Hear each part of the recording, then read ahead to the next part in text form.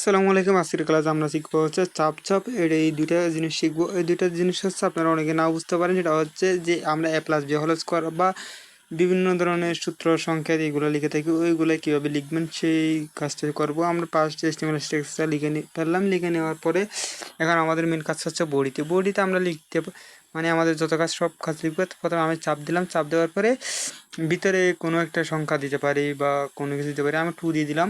তো আপনাদের মতো আপনারা ডিপেন্ড করে দিতে পারেন। ধরুন আমি পানির সংকেত লিখবো। পানির সংকেতের জন্য 2 এখানে পিছনের যে নিচে যেটা বেস 2 থাকে ওই 2টা দিলাম। এরপর হচ্ছে সামনে যে আমি একটা এইচ দিব।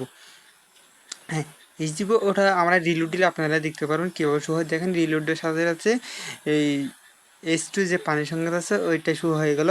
এরপরে আমাদের এটা একটু জুম করে দেখালাম আপনাদের মানে একটু দেখার সুবিধার্থে। তো এই আপনারা ঠিক এভাবে হচ্ছে মানে বেস যেভাবে লিখবো হচ্ছে সাব দিয়ে বেস লিখবেন, মানে সাব দিলে আপনাদের বেসটা শুরু হবে। এরপরে আমরা স্কোয়ারটা লেখার জন্য পাঁচটা আমরা কী করতে পারি, আমরা 5টা সংখ্যাও লিখতে পারি। আবার দেখেন আমি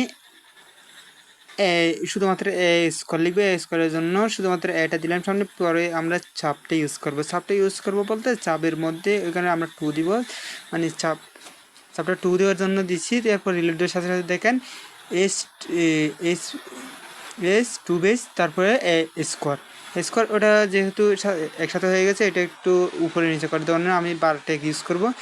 বিআর টেক্স ইউজ করবো। বিআর টেক্স ট্যাগ দিয়ে দিলাম। দেওয়ার পর দেখেন উপরে নিচে শো হয়ে গেলো। আপনারা সেটা ঠিক আমার মতো করে যেরকম ইচ্ছা সেরকমভাবে দিতে পারে। আমি আর একটু বেশি নিচে হওয়ার জন্য আমরা একটু মানে দুইটা বিআর টেক্স ইউজ করলাম। ধন্যবাদ সবাইকে। আজকের ভিডিও পর্যন্ত।